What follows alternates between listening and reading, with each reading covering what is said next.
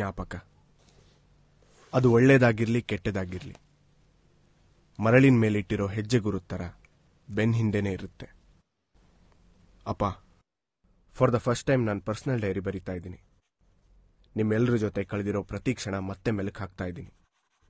ನಿಮ್ಮೆಲ್ಲರನ್ನ ಕಳ್ಕೊಂಡು ಇವತ್ತಿಗೆ 1 ವರ್ಷ ಆಗಿದ್ರು ನಿಮ್ಮ ಜೊತೆ ಕಳೆದಿರೋ ಪ್ರತಿದಿನ ತುಂಬಾ ಚಿಕ್ಕದು ಅನ್ನಿಸ್ತಾ ಇದೆ. ನನ್ನ ಪ್ರಯಾಣ ನಿಮ್ಮೆಲ್ಲರ ಜೊತೆ ಇಷ್ಟು ಬೇಗ ಅಂತ್ಯ ಆಗುತ್ತೆ ಅಂತ ಅನ್ಕೊಂಡಿರ್ಲಿಲ್ಲ. ಈ ಪ್ರಯಾಣದ ನಿರ್ಧಾರ ನಮ್ಮ ಕೈಯಲ್ಲಿಲ್ಲ, ಆದರೆ ನಾವು ಮಾಡೋ ಕೆಲವೊಂದು ನಿರ್ಧಾರದ ಮೇಲೆ ಜೀವನ ಎರಡೂ ನಿಂತಿದೆ. ಈ ನಿರ್ಧಾರಗಳ ಮಧ್ಯೆ ನನಗೊಂದು ಪ್ರಶ್ನೆ ಕಾಡುತ್ತೆ. ಜೀವ ತೆಗೆಯೋನ್ ಪಾಪಿಯಾದ್ರೆ ತನ್ನ ಕಣ್ಣು ಮುಂದೆನೆ ಜೀವ ಹೋಗ್ತಿದ್ರು ನೋಡಿ ಸುಮ್ಮನೆ ಹೋಗೋನು?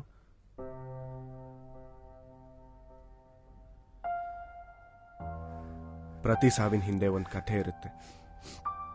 ಈ ಕಥೆನ ಹೇಳಿರೋರು ನನ್ನ ಕಣ್ಣಿಗೆ ಕಾಣಿಸದೇ ಇದ್ರು ಆ ಕಥೆನ ಅವ್ರು ಹೇಳ್ತಿರೋ ಹಾಗೆ ನಾನೇ ಕಲ್ಪನೆ ಮಾಡ್ಕೊಂಡ್ರೆ ಉತ್ತರ ಸಿಗ್ಬೋದು.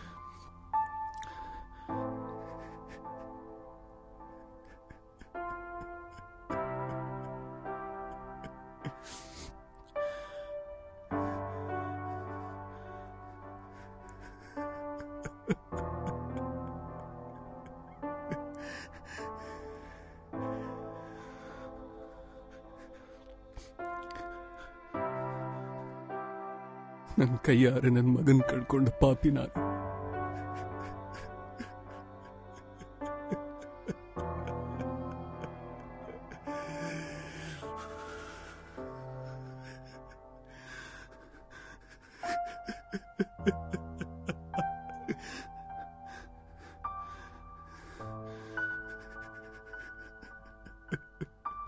ಅಪ್ಪ,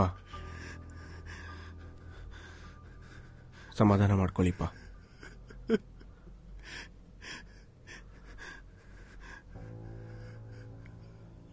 ಆ ಫೋಟೋ ನೋಡಿದಾಗೆಲ್ಲ ಏನೋ ಮಿಸ್ ಮಾಡ್ಕೋತಾ ಇದ್ದೀನಿ ಅಂತ ಅನ್ಸುತ್ತೆ.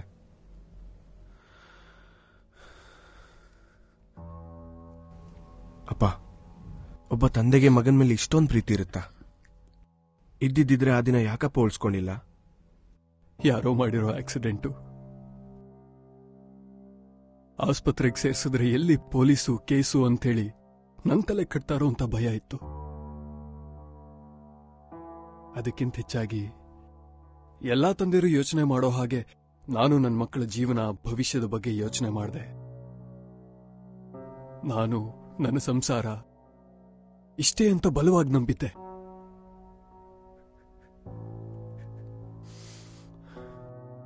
ಆದ್ರೆ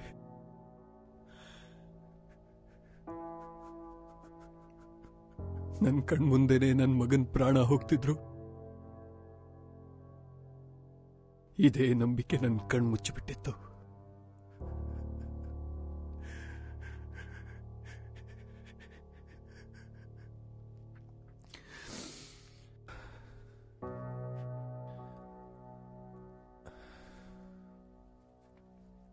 ತಮ್ಮ ಮಕ್ಕಳ ಜೀವನ ಹಾಳಾಗಬಾರ್ದು ಅಂತ ಬೇರೆಯವ್ರ ಜೀವನ ಕಡೆಗಣಿಸೋ ತಪ್ಪಲ್ವಾಪ? ಒಂದ್ ವೇಳೆ ಅದೇ ಜಾಗದಲ್ಲಿ ಬೇರೆಯವ್ರ ಮಗ ಅಥವಾ ಮಗಳಿದ್ದಿದ್ರೆ ಇವತ್ತು ನೀವು ಅನ್ಬೋಸೋ ನೋವು ತಾನೇ ಅವರು ಅನ್ಬೋಸೋದು. ಈ ಎರಡೂ ಭಾವನೆ ಒಂದೇ ಅಲ್ವಾಪ? ಬುದ್ಧಿ ಮನಸ್ಸುಗಳ ಯೋಚನೆಗಳು ಬೇರೆ ಬೇರೆ ಆಗಿದ್ರು. ಆ ದಿನ ಎರಡೂ ಒಂದೇ ಆಗಿದ್ವು. ದಾರಿ ಮಧ್ಯೆ ಆಗೋ ಎಲ್ಲಾ ಘಟನೆಗಳು ನಂದಲ್ಲ ಅನ್ನೋ ಸ್ವಾರ್ಥಿಗಳಾಗಿದ್ವು. ಬುದ್ಧಿ ಮನಸ್ಸು ಸ್ವಾರ್ಥಿಯಾಗಿದ್ರೆ ಬಿದ್ದಿರೋ ಬೈಕು ಹಾಕಿರೋ ಬಟ್ಟೆ ನೋಡಿನೂ ಕಣ್ಗುಡ್ತು ಹಿಡಿಲಿಲ್ವಾ? ಇಲ್ಲ, ಕಣ್ಣು ಮೋಸ ಮಾಡ್ತು.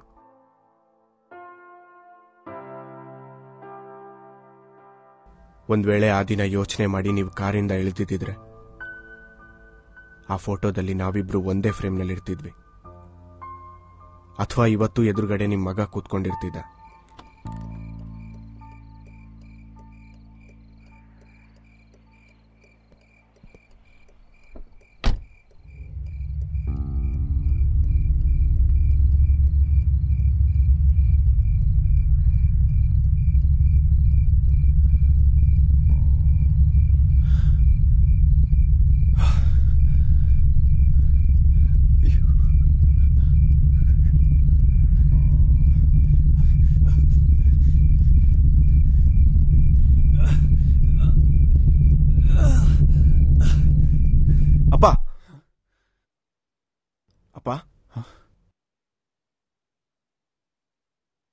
ಈ ಯೋಚನೆನ ಮಾಡೋ ಟೈಮಲ್ಲಿ ಮಾಡಿದಿದ್ರೆ ಇವತ್ತು ಈ ರೀತಿ ಕೂತು ಯೋಚನೆ ಮಾಡೋ ಸಂದರ್ಭ ಬರ್ತಾ ಇರಲಿಲ್ಲ.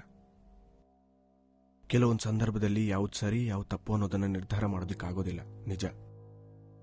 ಆದರೆ ಅಂಥ ಸಂದರ್ಭದಲ್ಲಿ ಸರಿ ತಪ್ಪು ನೋಡೋದು ತಪ್ಪಲ್ವಾಪ?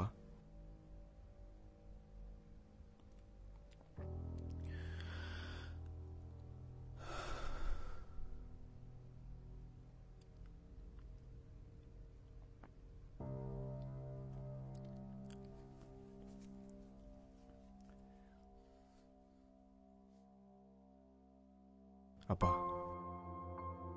ಮಣ್ಣಾಗಿರೋದು ದೇಹ ಮಾತ್ರ,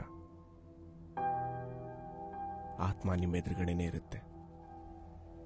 ಆ ಫೋಟೋದಲ್ಲಿ ನಾವಿಬ್ರು ಒಂದೇ ಫ್ರೇಮ್ನಲ್ಲಿ ಇರ್ತಿದ್ವಿ, ಅಥವಾ ಇವತ್ತು ಎದುರುಗಡೆ ನಿಮ್ಮ ಮಗ ಕೂತ್ಕೊಂಡಿರ್ತಿದ್ದ. ಪ್ರತಿ ಸಾವಿನ ಹಿಂದೆ ಒಂದು ಕಥೆ ಇರುತ್ತೆ, ನಿಜ. ಆದರೆ ಈ ಕಥೆ ನನ್ನ ಕಣ್ಮುಂದೆ ಇಲ್ಲದೆ ಇರೋ ಅಪ್ಪನ ಸಾವಿನ ಹಿಂದೆ ಇರೋ ಕಥೆನ, ಅಥವಾ ತಪ್ಪು ನಿರ್ಧಾರದಿಂದ ಕಣ್ಮುಂದೆ ಸಾಯ್ತಾ ಇರೋ ಇನ್ನೊಬ್ಬ ಮಗನ್ನ ಉಳಿಸ್ಕೊಳ್ಳೋಕ್ಕಾಗಿಲ್ಲ ಅನ್ನೋ ಪಶ್ಚಾತ್ತಾಪನ?